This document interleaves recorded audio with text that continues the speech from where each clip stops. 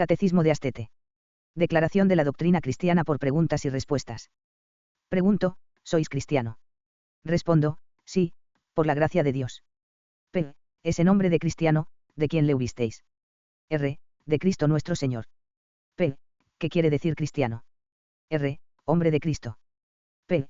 ¿Qué entendéis por hombre de Cristo? R. Hombre que tiene la fe de Jesucristo, que profesó en él bautismo, y está ofrecido a su santo servicio. P. ¿Cuál es la señal del cristiano? R. La Santa Cruz. P. ¿Por qué? R. Porque es figura de Cristo crucificado, que en ella nos redimió. P. ¿En cuántas maneras usa el cristiano esta señal? R. En 2. P. ¿Cuáles son? R. Signar y santiguar. P. ¿Qué cosa es signar? R. Hacer 3 cruces con el dedo pulgar de la mano derecha, la primera en la frente, la segunda, en la boca, la tercera, en los pechos, hablando con Dios nuestro Señor. P. Mostrad cómo. R. Por la señal de la Santa Cruz y de nuestros enemigos y líbranos Señor Dios nuestro. Más. P. ¿Por qué os signáis en la frente? R. ¿Por qué nos libre Dios de los malos pensamientos? P. ¿Por qué en la boca? R. ¿Por qué nos libre Dios de las malas palabras? P. ¿Por qué en los pechos? R. ¿Por qué nos libre Dios de las malas obras y deseos? P. ¿Qué cosa es santiguar? R. Es hacer una cruz con los 2 dedos de la mano derecha desde la frente hasta los pechos y desde el hombro izquierdo hasta el derecho invocando a la Santísima Trinidad. P. Mostrad cómo. R. En el nombre del Padre y del Hijo y del Espíritu Santo. Amén. P. ¿Cuándo habéis de usar esta señal? R. Siempre que comenzaremos alguna buena obra, o nos viéramos en alguna necesidad, tentación o peligro, principalmente al levantar de la cama, al salir de casa, al entrar en la iglesia, al comer y al dormir. P. ¿Por qué tantas veces? R. Porque en todo tiempo y lugar nuestros enemigos nos combaten y persiguen. P. ¿Qué enemigos son estos?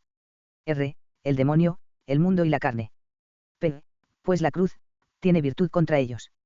R. Sí, Padre. P. ¿De dónde tiene la cruz esta virtud? R. De haberlos vencido Cristo en ella con su muerte. P. Cuando adoráis la cruz, ¿cómo decís? R. Adoramoste Cristo y bendecímoste, que por tu santa cruz redimiste al mundo. División de la doctrina cristiana. P. Ya hemos visto cómo sois cristiano por el nombre y señal del cristiano, más decime ahora.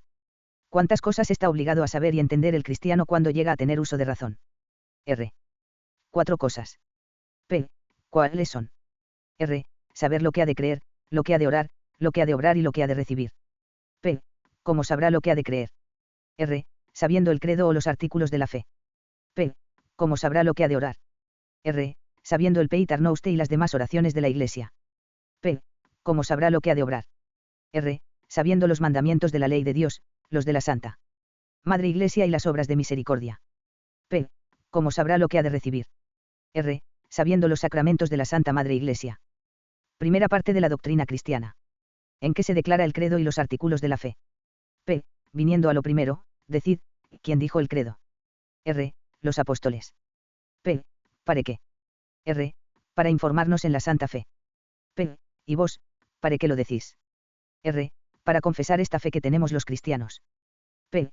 ¿Qué cosa es fe? R. Creer lo que no vimos. P. ¿Visteis vos nacer a Jesucristo? R. No, Padre. P. ¿Visteisle morir o subir a los cielos? R. No, Padre. P. ¿Creéislo? R. Sí lo creo. P. ¿Por qué lo creéis? R. Porque Dios nuestro Señor así lo ha revelado y la Santa Madre Iglesia así nos lo enseña. P. ¿Qué cosas son las que tenéis y creéis como cristiano? R. Las que tiene y cree la Santa Iglesia Romana. P. ¿Qué cosas son las que vos y ella tenéis y creéis? R. Los artículos de la fe, principalmente cómo se contienen en el credo. P. ¿Qué cosas son los artículos de la fe? R. Son los misterios más principales de ella. P. ¿Para qué son los artículos de la fe? R. Para dar noticia distinta de Dios nuestro Señor y de Jesucristo nuestro Redentor. P. ¿Quién es Dios nuestro Señor? R. Es una cosa lo más excelente y admirable que se puede decir ni pensar, un Señor infinitamente bueno, poderoso, sabio, justo, principio y fin de todas las cosas, premiador de buenos y castigador de males. P. La Santísima Trinidad, ¿quién es? R. Es el mismo Dios Padre, Hijo y Espíritu Santo, 3 personas distintas y un solo Dios verdadero. P. El Padre es Dios. R. Sí, Padre. P. El Hijo es Dios. R. Sí, Padre. P. El Espíritu Santo es Dios. R. Sí, Padre. P. Son tres dioses. R. No, sino un solo Dios verdadero, como también un solo omnipotente, un solo eterno y un solo Señor. P. El Padre es el Hijo. R. No, Padre. P. El Espíritu Santo es el Padre o el Hijo. R. No, Padre. P. ¿Por qué? R. Porque las personas son distintas, aunque es un solo Dios verdadero. P. Según esto, ¿cuántas naturalezas, entendimientos y voluntades hay en Dios? R. Una sola naturaleza, un solo entendimiento y una sola voluntad. P. ¿Y cuántas personas? R. Tres distintas, que son, Padre, Hijo y Espíritu Santo. P. ¿Cómo es Dios todopoderoso? R. Porque con solo su poder hace todo cuanto quiere. P. ¿Cómo es criador? R. Porque todo lo hizo de la nada. P. ¿Y para qué fin ha criado Dios al hombre? R. Para servirle en esta vida y después gozarle en la eterna. P. ¿Cómo es Salvador? R. Porque da la gracia y perdona los pecados. P. ¿Cómo es glorificador? R. Porque da la gloria a quien persevera en su gracia. P. ¿Tiene Dios figura corporal como nosotros? R. En cuanto Dios no, porque es espíritu puro, pero sí. En cuanto hombre. P. ¿Cuál de las tres divinas personas se hizo hombre? R. La segunda, que es el Hijo. P. El Padre, hízose hombre. R. No, Padre. P. El Espíritu Santo, hízose hombre. R. No, Padre. P. Pues ¿quién? R. Solamente el Hijo, el cual hecho hombre se llama Jesucristo. P. Pues, según eso, ¿quién es Jesucristo? R. Es el Hijo de Dios vivo, que se hizo hombre por nos redimir y dar ejemplo de vida. P. ¿Y cuántas naturalezas, voluntades y entendimientos hay en Jesucristo? R. Dos naturalezas, una divina y otra humana, dos voluntades, divina una y humana otra, y dos entendimientos, uno divino y otro humano. P. ¿Y cuántas personas y memorias? R. Una sola persona divina, que es la segunda de la SS. Trinidad. Y una sola memoria humana, porque en cuanto Dios no tiene memoria. P. ¿Qué quiere decir Jesús? R. Salvador. P. ¿De qué nos salvó? R. De nuestro pecado y del cautiverio del demonio. P. ¿Qué quiere decir Cristo? R. Ungido. P. ¿De qué fue ungido? R. De las gracias y dones del Espíritu Santo. P. Cristo nuestro Señor cómo fue concebido y nació de Madre Virgen. R. Obrando Dios sobrenatural. Y milagrosamente. P. Porque decís sobrenatural y milagrosamente. R. Porque Jesucristo ni fue concebido ni nació como los demás hombres. P. Pues cómo se obró el misterio de su concepción. R. En las entrañas de la Virgen María formó el Espíritu Santo de la purísima sangre de esta señora un cuerpo perfectísimo, crió de la nada un alma y la unió a aquel cuerpo, y en el mismo instante a este cuerpo y alma se unió el Hijo de Dios, y de esta suerte. El que antes era solo Dios, sin dejar de serlo, quedó hecho hombre. P. Y cómo nació milagrosamente. R. Saliendo del vientre de María SS. Sin detrimento de su virginidad. A la manera que el rayo del sol se por un cristal sin romperlo ni mancharlo. P. Su madre vivió después siempre virgen. R. Sí, Padre, perpetuamente. P. Porque quiso morir muerte de cruz. R. Por librarnos del pecado y de la muerte eterna. P. Pues cómo incurrimos en ella. R. Pecando nuestro primer padre Adán. En quien todos pecamos, a excepción de la Inmaculada Virgen María, que fue concebida en gracia santificante por singular privilegio. P. Que entendéis por el infierno a que bajó Cristo nuestro Señor después de muerto. R. No al lugar de los condenados, sino al limbo donde estaban los justos. P. Pues hay más de un infierno. R. Hay 4 en el centro de la tierra, y se llaman, infierno de los condenados, purgatorio, limbo de los niños y limbo de los justos o seno de Abraham. P. ¿Y qué cosas son? R. El infierno de los condenados es el lugar a donde van los que mueren en pecado mortal, para ser en él eternamente atormentados. El purgatorio es el lugar a donde van las almas de los que mueren en gracia, sin haber enteramente satisfecho por sus pecados para ser allí purificadas con terribles tormentos. El limbo de los niños es el lugar a donde van las almas de los que antes del uso de la razón mueren sin el bautismo, y el de los justos o seno de Abraham, el lugar a donde, hasta que se efectuó nuestra redención, iban las almas de los que morían en gracia de Dios, después de estar enteramente purgadas, y el mismo a que bajó Jesucristo real y verdaderamente. P. ¿Cómo bajó? R. Con el alma unida a la divinidad. P. ¿Y su cuerpo, cómo quedó? R. Unido con la misma divinidad. P. ¿Cómo resucitó al tercero día? R. Tornando a juntar su cuerpo y alma gloriosa para nunca más morir. P. Como subió a los cielos. R. Con su propia virtud. P. Que es estar sentado a la diestra de Dios Padre. R. Tener igual gloria con él en cuanto Dios, y mayor que otro ninguno en cuanto hombre. P. Cuando vendrá a juzgar los vivos y los muertos. R. Al fin del mundo. P. Y entonces han de resucitar todos los muertos. R. Sí, Padre, con los mismos cuerpos y almas que tuvieron. P. Y antes del fin del mundo, serán los hombres juzgados. R. Sí, Padre, a todos al fin de su vida. Juzgará y sentenciará el Señor, a los buenos a gozar eternamente de Dios en la gloria, y a los malos a padecer eternos tormentos en el infierno. P. ¿Qué creéis cuando decís, creo la comunión de los santos? R. Que los fieles tienen parte en los bienes espirituales de los otros, como miembros de un mismo cuerpo, que es la Iglesia. P. ¿Quién es la Iglesia? R. La congregación de los fieles cristianos, cuya cabeza es el Papa. P. ¿Quién es el Papa? R. El sumo pontífice de Roma, maestro infalible en las cosas tocantes a la fe y a las costumbres cuando enseña a la Iglesia universal, vicario de Cristo en la tierra, a quien todos estamos obligados a obedecer. P. Además del credo y los artículos, ¿creéis otras cosas? R. Sí, Padre, todo lo que está en la Sagrada Escritura y cuanto Dios tiene revelado a su Iglesia. P. ¿Qué cosas son esas? R. Eso no me lo preguntéis a mí que soy ignorante, doctores tiene la Santa Madre Iglesia que lo sabrán responder. Maestro, bien decís que a los doctores conviene, y no a vosotros, dar cuenta por extenso de las cosas de la fe. A vosotros basta os dar la de los artículos, como se contienen en el credo. Segunda parte de la doctrina cristiana. En que se declara lo que se ha de pedir y las oraciones de la Santa Madre Iglesia. Ya hemos visto cómo sabéis lo que habéis de creer, que es lo primero, vengamos a lo segundo, ¿qué es lo que se ha de pedir? P. Decid, ¿quién dijo el Padre Nuestro? R. Jesucristo. P. ¿Para qué? R. Para enseñarnos a orar. P. ¿Qué cosa es orar? R. Es levantar el corazón a Dios y pedirle mercedes. P. ¿De cuántas maneras es la oración? R. De dos, mental y vocal. P.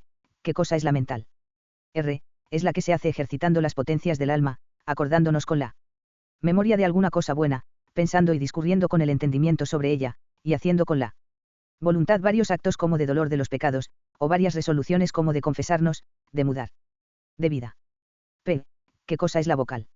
R. Es la que se hace con palabras exteriores, vg, la que hacemos cuando rezamos el Padre Nuestro. P. ¿Y cómo se ha de orar? R. Con atención, humildad, confianza y perseverancia. P. Cuando decís el Padre Nuestro, ¿con quién habláis? R. Con Dios nuestro Señor. P. ¿Dónde está Dios nuestro Señor? R. En todo lugar, especialmente en los cielos y en el Santísimo Sacramento del altar.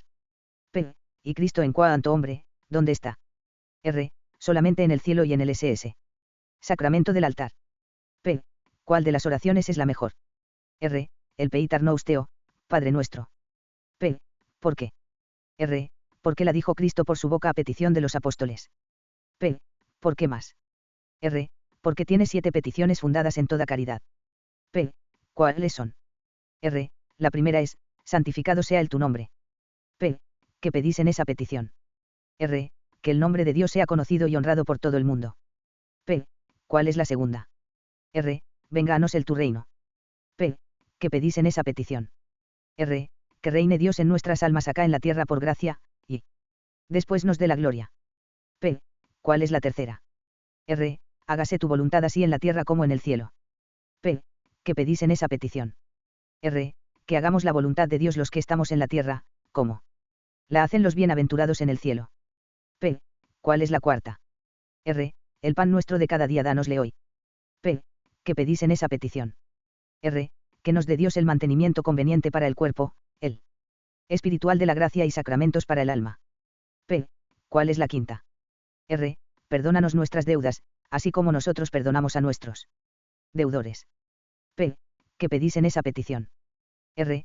Que nos perdone Dios nuestros pecados, así como nosotros hemos perdonado a los que nos han agraviado y hecho mal. P. ¿Cuál es la sexta? R. No nos dejes caer en la tentación. P. ¿Qué pedís en esa petición? R. Que no nos deje Dios caer ni consentir en los malos pensamientos y tentaciones con que el demonio procura hacernos caer en el pecado. P. ¿Cuál es la séptima? R. Mas líbranos del mal. P. ¿Qué pedís en esa petición? R. Que nos libre Dios de todos los males y peligros espirituales y corporales. P. Porque decís primero, Padre nuestro que estás en los cielos. R. Para levantar el corazón a Dios y pedirle con humildad y confianza. P. ¿Qué quiere decir aquella palabra, amén, que decís al fin? R. Así sea. P. ¿Qué oraciones decís principalmente a Nuestra Señora? R. El Ave María y la Salve. P. ¿Quién dijo el Ave María? R. El Arcángel San Gabriel, cuando vino a saludar a Nuestra Señora la Virgen María. P. ¿Quién dijo la Salve? R. La Santa Madre Iglesia la tiene recibida. P. ¿Para qué? R. Para pedir favor a Nuestra Señora. P. Cuando decís el Ave María o la Salve, ¿con quién habláis? R. Con Nuestra Señora la Virgen María. P. ¿Quién es Nuestra Señora la Virgen María? R. Es una señora llena de virtudes, y gracias, que es Madre de Dios y que está en el cielo. P. ¿Y la que está en el altar, quién es? R. Es una imagen y semejanza de la que está en el cielo. P. ¿Para qué está allí?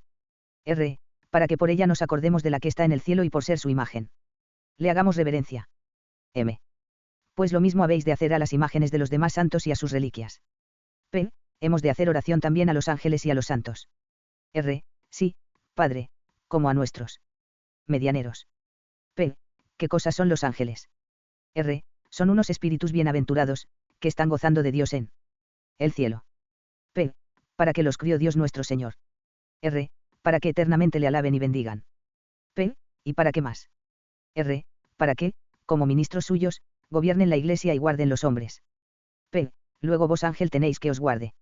R. Sí tengo, y cada uno de los hombres tiene el suyo. M. Pues tenedle mucha devoción y encomendaos a él cada día. Tercera parte. ¿En qué se declara lo que se ha de obrar? Ya hemos visto lo que habéis de creer y orar, veamos cómo sabéis lo que habéis de obrar. P. Decid, ¿cuál es el primer mandamiento de la ley de Dios? R. Amar a Dios sobre todas las cosas. P. ¿Quién ama a Dios? R. El que guarda sus mandamientos. P.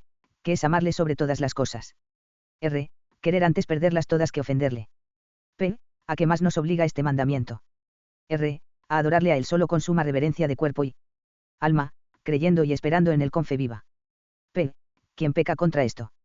R. El que adora o cree en ídolos o dioses falsos, el que cree alguna cosa contra la fe o duda de alguno de sus misterios o ignora los necesarios, el que no hace, cuando está obligado, actos de fe, esperanza y caridad, o desconfía de la misericordia de Dios o recibe indignamente algún sacramento. P. ¿Quién más? R. El que cree en agüeros o usa de hechicerías o cosas supersticiosas. P. ¿Cuál es el segundo? R. No jurar su santo nombre en vano. P. ¿Quién se dice jurar en vano? R. El que jura sin verdad, sin justicia o sin necesidad. P. ¿Qué es jurar sin verdad? R. Jurar contra lo que uno siente o con mentira. P. ¿Y cómo peca el que jura sin verdad, o con duda de si lo que jura es verdad? R. Mortalmente. Aunque el juramento sea sobre cosa leve. P. ¿Qué es jurar sin justicia? R. Jurar una cosa injusta y mala, como hacer algún mal al prójimo. P. ¿Y cómo peca el que jura sin justicia? R. Mortalmente, si la cosa injusta es grave, y, venialmente, si leve. P. ¿Qué es jurar sin necesidad?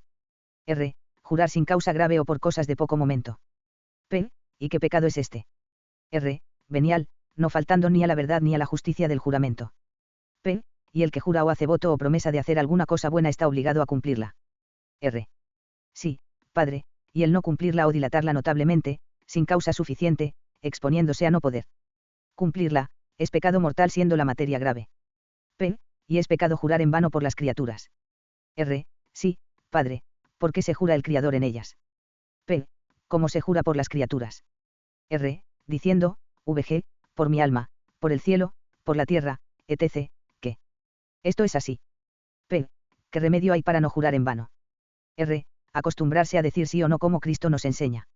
P. ¿Y se prohíbe alguna cosa más en este mandamiento? R. Sí, Padre, se prohíbe también la blasfemia. Que es decir palabras injuriosas contra Dios o sus santos, lo que es pecado mortal. P. ¿Cuál es el tercero? R. Santificar las fiestas. P. ¿Quién santifica las fiestas? R. El que oye misa entera y no trabaja sin necesidad en ellas. P. ¿Y cómo peca el que trabaja sin necesidad en las fiestas? R. Mortalmente si trabaja más de 2 horas, y, si menos de ellas, venialmente por lo regular. P. ¿Cuál es el cuarto? R. honrar padre y madre. P. Quien honra a los padres. R. El que los obedece, socorre y reverencia. P. Quienes pecan mortalmente contra esto. R. Los hijos que no obedecen a sus padres en las cosas tocantes al gobierno de la casa y buenas costumbres, los que no los socorren en sus necesidades, los que les maldicen o hacen burla de ellos o les levantan la mano y los que tratan de contraer matrimonio sin su bendición y consejo. P. Quienes otros son entendidos por los padres. R. Los mayores en edad, dignidad y gobierno. P. Y en este mandamiento se comprenden más obligaciones que las de los hijos para con los padres. R. Sí, padre, las de los superiores para con sus inferiores y las de los padres para con los hijos. P. ¿Y cuáles son estas? R. Alimentarlos, enseñarlos, corregirlos, darles buen ejemplo y estado competente a su tiempo. P. Cómo pecan los que faltan a ellas. R. Regularmente mortalmente. P. ¿Cuál es el quinto? R. No matar. P. ¿Qué se manda en este mandamiento? R. No hacer mal a nadie ni en hecho, ni en dicho, ni aun por deseo. P. ¿Y quién peca mortalmente contra este mandamiento? R. El que a sí mismo o a su prójimo desea la muerte o algún otro mal grave o le tiene odio, el que a otro mata, hiere o da de golpes, el que se embriaga. Come cosas gravemente nocivas a su salud, pone en peligro su vida o se la quita, y el que a sí mismo o a otros maldice. P. ¿Qué cosa es maldecir? R. Pedir uno para sí o para otro algún mal, como diciendo, ahí te caigas muerto. P. ¿Y qué pecado es maldecir? R. Si es con deseo de mal grave, pecado mortal. P. ¿Y si es sin tal deseo? R. Venial, aunque no todas las veces. P. Pues quienes pecan mortalmente maldiciendo sin tal deseo. R. Regularmente los padres y superiores que maldicen delante de sus inferiores y los que tienen costumbre de ejecutarlo y no hacen diligencias para arrancarla. P. ¿Y por qué así? R. Porque con sus dichos y malos ejemplos incitan a otros a ofender a Dios gravemente, lo que se llama escándalo. P. ¿Cuál es el sexto? R. No fornicar. P. ¿Qué se manda en este mandamiento? R. Que seamos limpios y castos en pensamientos, palabras y obras. P. ¿Quiénes pecan mortalmente contra este mandamiento? R. Los que advertidamente se deleitan en pensamientos impuros, aunque no los pongan ni deseen poner por obra, los que hablan y cantan cosas torpes o con complacencia las oyen, y los que consigo mismo o con otros tienen tocamientos o acciones deshonestas o las desean ejecutar. P. ¿Cuál es el séptimo? R. No hurtar. P. ¿Qué se manda en este mandamiento? R. No quitar, ni tener ni querer lo ajeno contra la voluntad de su dueño. P. ¿Y quiénes pecan mortalmente contra esto?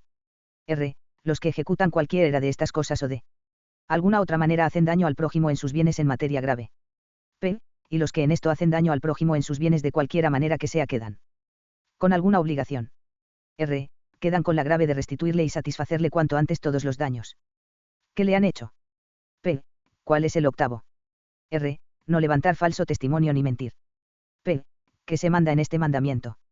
R. No juzgar ligeramente, esto es, sin motivo ni fundamento. Mal del prójimo, ni decir ni oír sus defectos. P. ¿Quién quebranta este mandamiento? R. El que contra razón juzga, esto es, sin bastante fundamento. Para ello, infama, descubre secreto o miente. P. Y el que al prójimo infama gravemente diciendo de él algún delito falso, o verdadero pero oculto, echándole en cara sus defectos, queda con alguna obligación. R. Con la de restituirle y satisfacerle la honra o fama que le ha quitado. P. Que se veda en el 9 y 10 mandamientos. R. Las codicias sensuales y deseos de hacienda. M. Decid los mandamientos de la Santa Madre Iglesia. R. Los mandamientos de la Santa Madre Iglesia. Son 5. El primero, oír misa entera todos los domingos y fiestas de guardar. El segundo, confesar a lo menos una vez en el año o antes si espera haber peligro de muerte o si ha de comulgar. El tercero, comulgar por Pascua Florida. El cuarto, ayunar cuando lo manda la Santa Madre Iglesia. El quinto, pagar diezmos y primicias a la Iglesia de Dios. P. ¿Para qué son estos mandamientos? R. Para mejor guardar los divinos. P. Y el primero de oír misa, ¿a quiénes obliga? R. A todos los bautizados que tienen uso de razón. P. ¿Y cómo la han de oír? R. Estando presentes en ella con atención a alguna cosa espiritual, como meditando o rezando con devoción. P. Y el que no estando legítimamente impedido no la oye, o está en ella o en parte notable sin atención, o se pone en peligro de no oírla, como peca. R. Mortalmente. P. Y el segundo y tercero de confesar y comulgar, ¿a quiénes obligan? R. debajo de pecado mortal. Obligan a todos los cristianos que tienen uso de razón. P. Y los que se confiesan y comulgan sacrílegamente, cumplen con ellos. R. De ninguna manera, y. En cada una de estas dos cosas cometen dos pecados mortales. P. Y si uno en peligro de muerte no tiene confesor, ¿qué debe hacer? R. Un acto de perfecta contrición con propósito de confesarse. P. Y el cuarto que es ayunar, ¿a quiénes obliga? R. A los que han cumplido 21 años. P. ¿Y cómo se ha de ayunar? R. Absteniéndose uno de manjares prohibidos y comiendo una sola vez al mediodía. P. Y sin faltar a esto, se podrá tomar por la mañana alguna cosa. R. Con causa, aunque leve, se podrá tomar como una onza. P. Y a la noche. R. Se puede tomar de colación lo que se usa entre gente de buena conciencia. Preguntando sobre esto en caso de duda a un docto confesor. P. Y los que sin legítima causa no ayunan como pecan. R. Mortalmente. P. Y los preceptos de no comer carne en día de ayuno y abstinencia, de no mezclar en estos carne y pescado, y de no comer huevos y lacticinios en la cuaresma no teniendo bula, ¿a quienes obligan? R. A todos los que tienen uso de razón. P. ¿En qué días obliga el precepto del ayuno? R. En todos los días de cuaresma, excepto los domingos, en los 3 días de las 4 temporas del año, en los viernes y sábados de Adviento, y en las vigilias de Natividad, Pentecostés, San Pedro y San Pablo, Santiago, patrón de España, Asunción de la Santísima Virgen y todos los santos. P. Y los que no han cumplido 21 años tienen alguna obligación en los días de ayuno. R. Sí. Padre, están obligados a abstenerse de carnes, y en la cuaresma, además de carnes, de huevos y lacticinios. P. Hay más días de abstinencia que los de ayuno. R. Sí, Padre, son también de abstinencia los domingos de cuaresma y todos los viernes del año. P. Y cómo pecan los que no los observan. R. Mortalmente todas las veces que al día faltaren a ellos. P. ¿Tenemos nosotros en España algún privilegio que nos dispensa de la abstinencia de carnes, huevos y lacticinios? R. Sí, Padre, la bula de la Santa Cruzada y el privilegio llamado bula de carne, pero los así dispensados no pueden mezclar carne y pescado en una misma comida, y además han de observar la abstinencia el miércoles de ceniza, los viernes de cuaresma, los 4 últimos días de Semana Santa y las vigilias de Navidad, Pentecostés, San Pedro y San Pablo y Asunción de Nuestra Señora. P. ¿Qué condiciones se imponen para usar de estos privilegios? R. Dar la limosna señalada a cada clase de personas, escribir el nombre del que toma la bula y cumplir lo que en ella se manda para ganarlas. Indulgencias. P. ¿En qué se emplean las limosnas que dan los que toman las bulas? R. Las limosnas de la bula de la cruzada se aplican a las necesidades de las iglesias pobres, y las de la bula de carne a las casas de beneficencia, como hospicios y hospitales. M. Decid las obras de misericordia. Las obras de misericordia son 14, las 7 espirituales y las 7 corporales. Las espirituales son estas. La primera, enseñar al que no sabe. La segunda, dar buen consejo al que lo ha menester. La tercera, corregir al que yerra. La cuarta, perdonar las injurias. La quinta, consolar al triste. La sexta, sufrir con paciencia las adversidades y flaquezas de nuestros prójimos. La séptima, rogar a Dios por los vivos y muertos. Las corporales son estas. La primera, visitar los enfermos. La segunda, dar de comer al hambriento. La tercera, dar de beber al sediento. La cuarta, redimir al cautivo. La quinta, vestir al desnudo. La sexta, dar posada al peregrino. La séptima, enterrar los muertos. P. ¿Por qué se llaman de misericordia? R.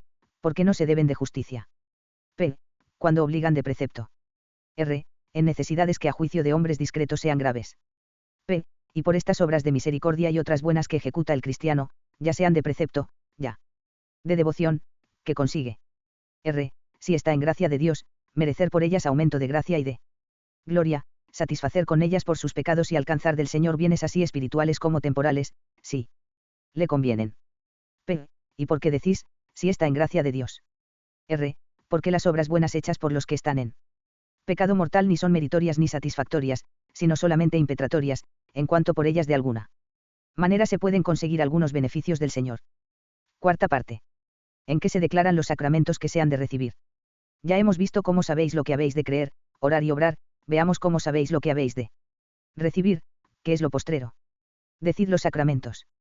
Los sacramentos de la Santa Madre Iglesia son 7.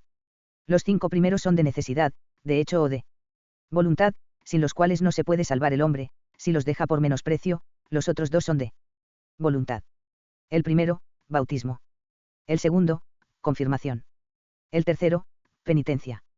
El cuarto, comunión. El quinto, extrema unción. El sexto, orden. El séptimo, matrimonio. P.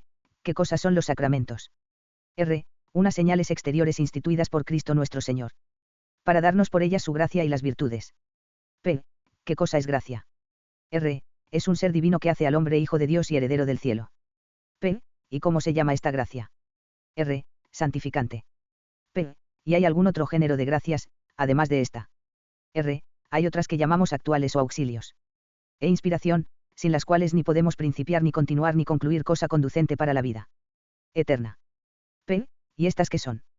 R. Ciertos socorros que Dios nos da para evitar el mal y obrar el bien, como los sermones, los buenos ejemplos, las muertes repentinas, ciertas luces con que Dios ilustra nuestros entendimientos y unos santos deseos con que excita nuestras voluntades para el bien. P. ¿Qué virtudes dan los sacramentos juntamente con la gracia? R. Principalmente tres teologales y divinas. P. ¿Cuáles son? R. Fe, esperanza y caridad. P. ¿Qué cosa es fe? R. Creer lo que no vimos, porque Dios lo ha revelado. P. ¿Qué cosa es esperanza? R. Esperar la gloria, mediante la gracia de Dios y nuestras buenas obras. P. ¿Qué cosa es caridad? R. Amar a Dios sobre todas las cosas, y a nuestros prójimos como a nosotros mismos, habiéndonos con ellos como quisiéramos que se hubiesen con nosotros. P. ¿Para qué fue instituido el sacramento del bautismo? R. Para quitar el pecado original y otro cualquiera que hubiere en el que se bautiza. P. ¿Qué es pecado original? R. Aquel con que todos nacemos heredado de nuestros primeros padres. P. Y en caso de necesidad, ¿quién puede bautizar? R. Cualquiera hombre o mujer que tenga uso de razón. P. ¿Y cómo lo ha de ejecutar? R. Derramando agua natural sobre la cabeza de la criatura y diciendo con intención de bautizar, yo te bautizo en el nombre del Padre y del Hijo y del Espíritu Santo. P. ¿Para qué es el sacramento de la confirmación? R. Para confirmarnos y fortalecernos la fe que recibimos en el bautismo. P. Y el que tiene uso de razón y recibe este sacramento en pecado mortal peca. R. Mortalmente. P. Pues ¿qué ha de hacer para no pecar recibiéndole? R. Disponerse antes haciendo una buena confesión. P. ¿Para qué es el sacramento de la penitencia?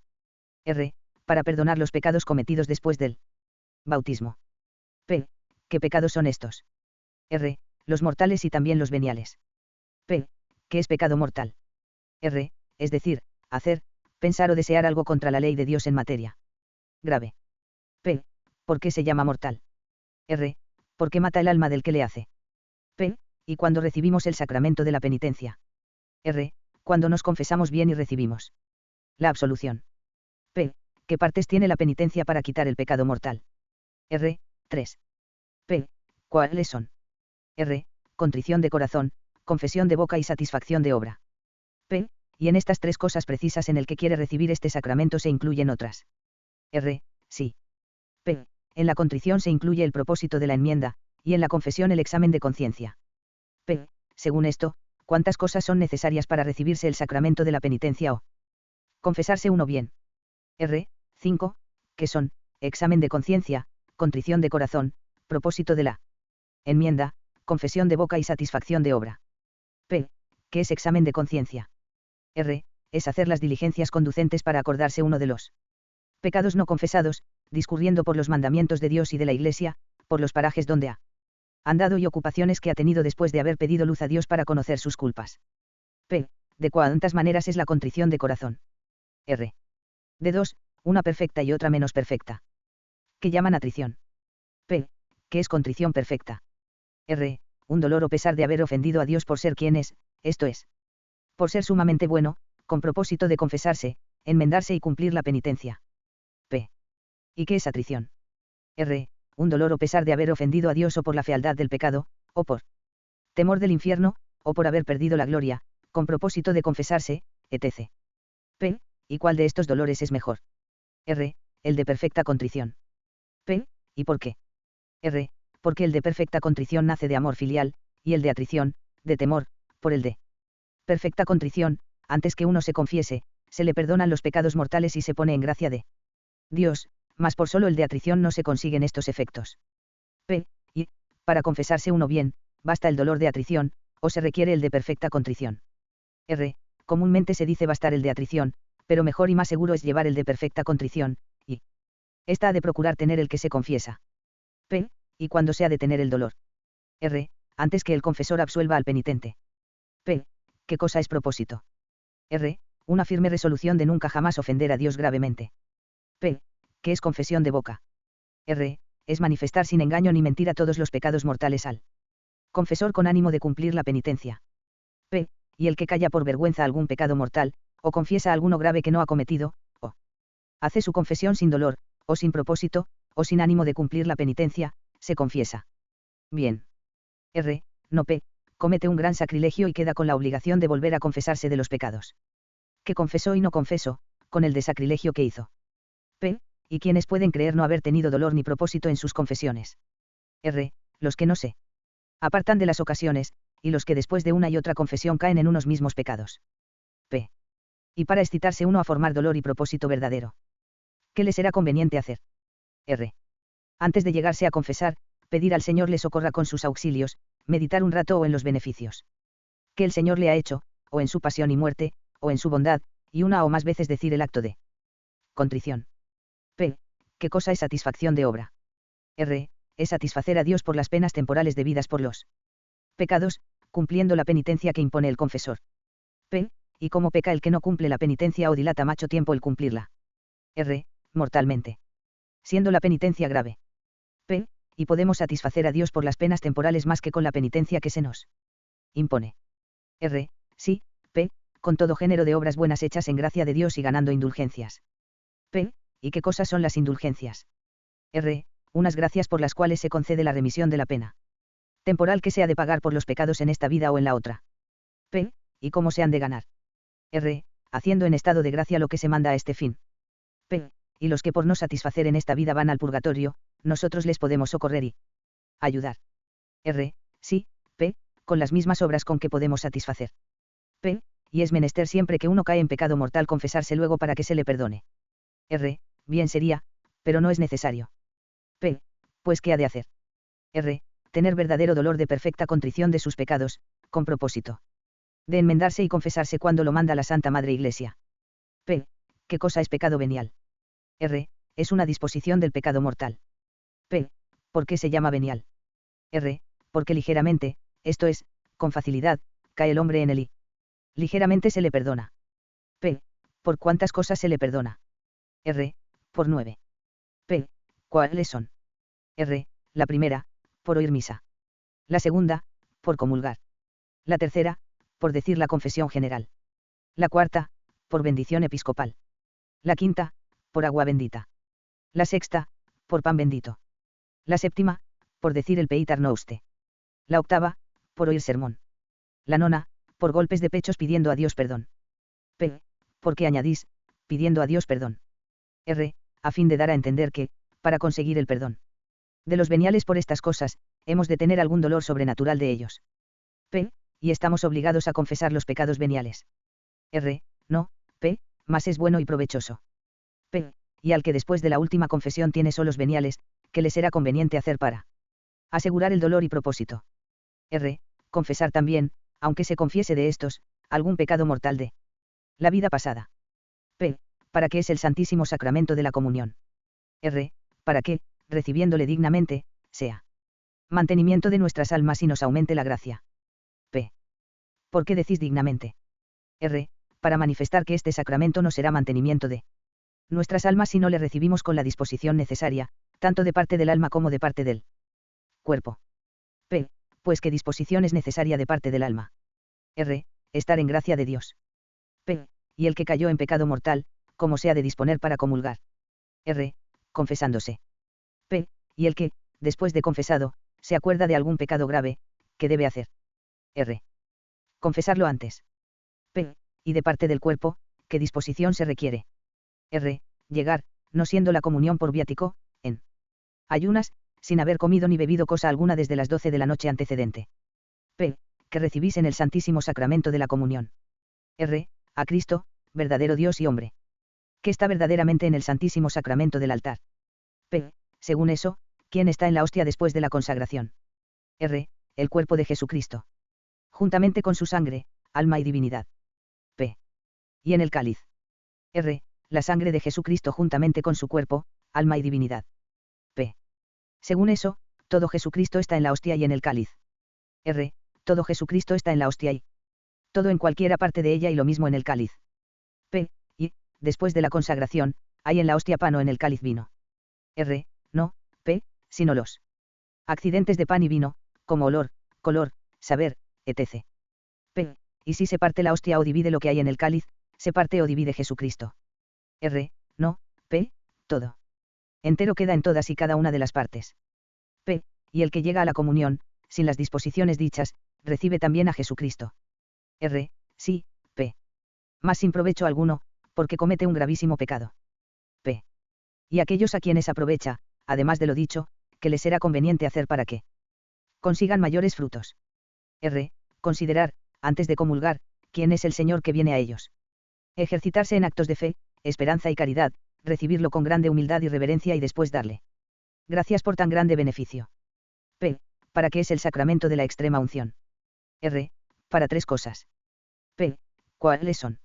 R. La primera, para quitar los rastros y reliquias de la mala vida pasada. La segunda, para dar esfuerzo al alma contra las tentaciones del demonio. La tercera, para dar salud al cuerpo, si le conviene. P. Y tienen obligación los que llegaren al uso de la razón y se hallaren enfermos de peligro de recibir este sacramento. R. Sí, P. Y pecan mortalmente, si pudiendo no lo reciben no lo hacen en pecado mortal. P. Pues ¿qué ha de hacer el que se halla en pecado mortal para recibirlo dignamente? R. Confesarse. Antes, y, no pudiendo ejecutarlo, hacer un acto de perfecta contrición. P. ¿Para qué es el sacramento de la orden? R. Para consagrar y ordenar dignos ministros de la Iglesia. Como son sacerdotes, diáconos y subdiáconos. P. Y los ministros de la Iglesia, particularmente los sacerdotes, deben ser respetados y venerados. Con especialidad. R. Sí, Padre. P. ¿Para qué es el sacramento del matrimonio? R. Para casar y dar gracia a los casados, con la cual vivan entre sí pacíficamente y críen hijos para el cielo. P. Y es necesario para recibir dignamente este sacramento estar los que se casan en gracia de Dios. R. Sí, P. Debajo de pecado mortal. P. Y los que no se hallan en gracia de Dios, ¿cómo se han de disponer para recibirlo? R. Confesándose. Los pecados capitales son 7.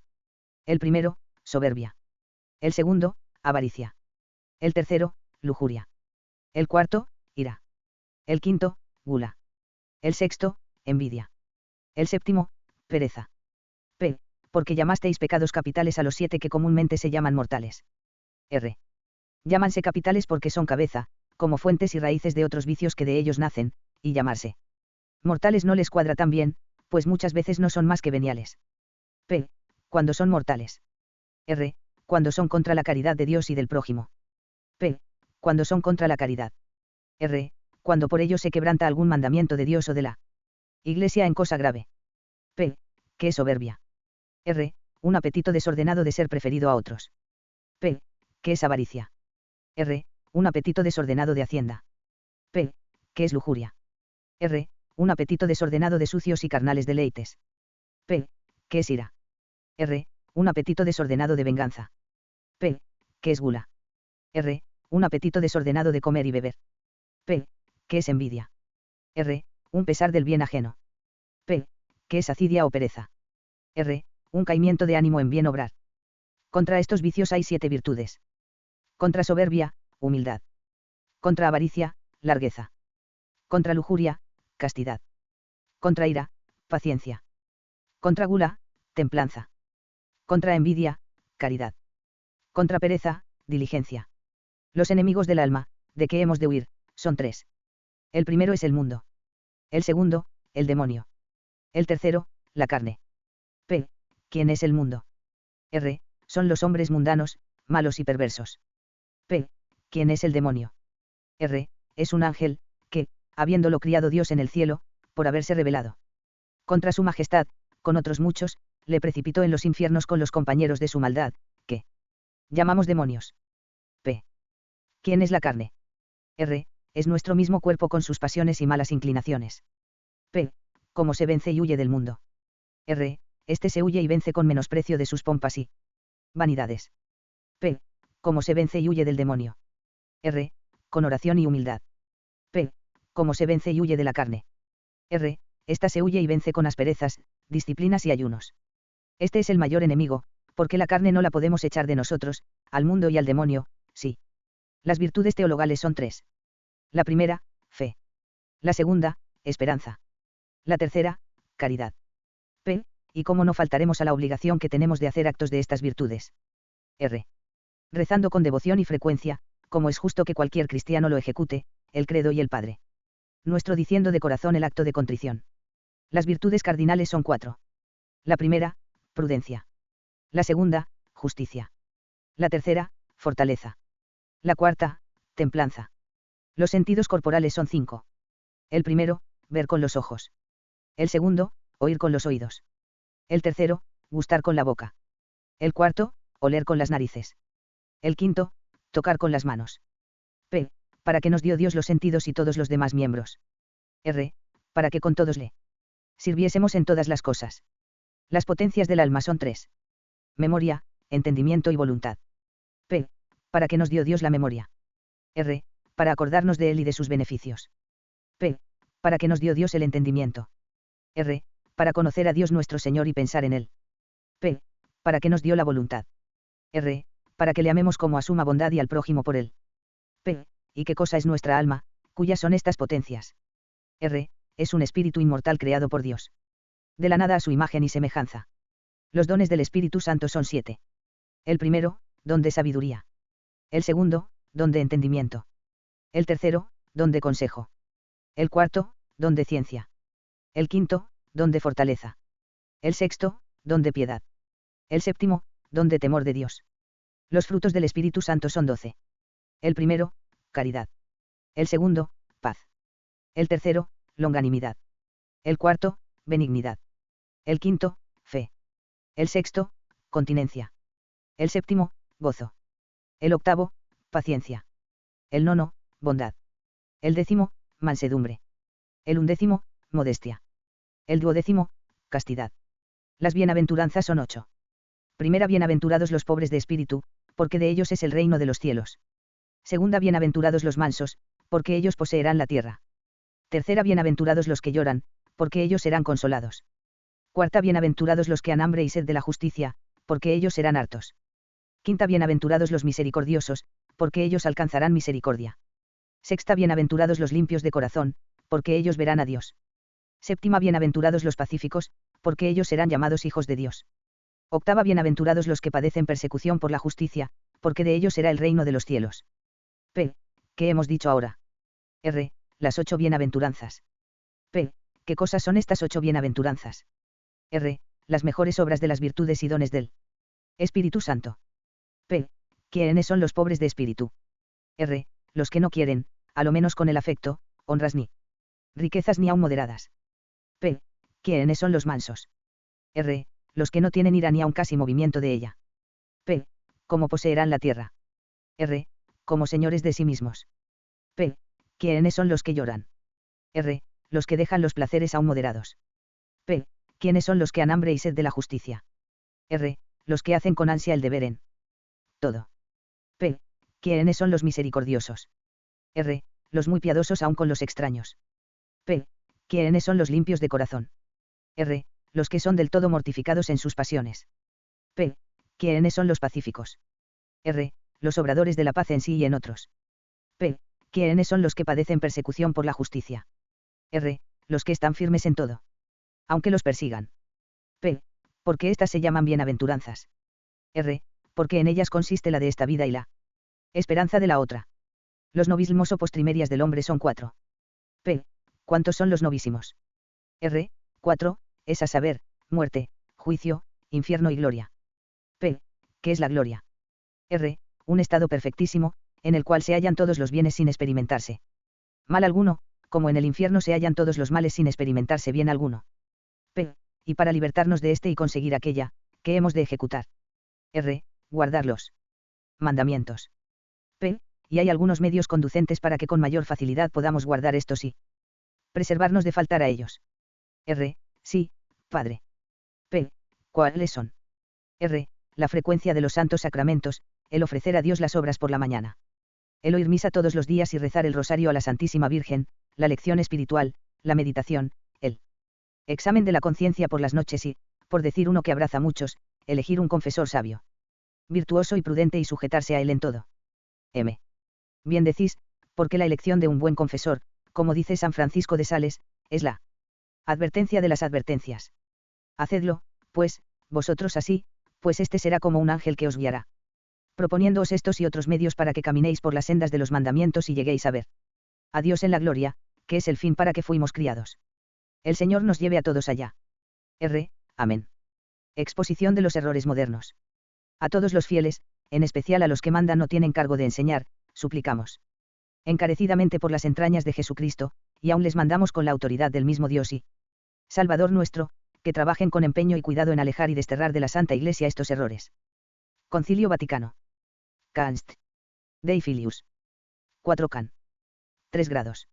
Los errores principales condenados por la Iglesia, son 14, a saber. El primero, materialismo. El segundo, darwinismo. El tercero, ateísmo. El cuarto, panteísmo. El quinto, deísmo. El sexto, racionalismo. El séptimo, protestantismo. El octavo, socialismo. El noveno, comunismo. El décimo, sindicalismo. El undécimo, liberalismo. El duodécimo, modernismo. El 13º, laicismo. El 14º, la masonería.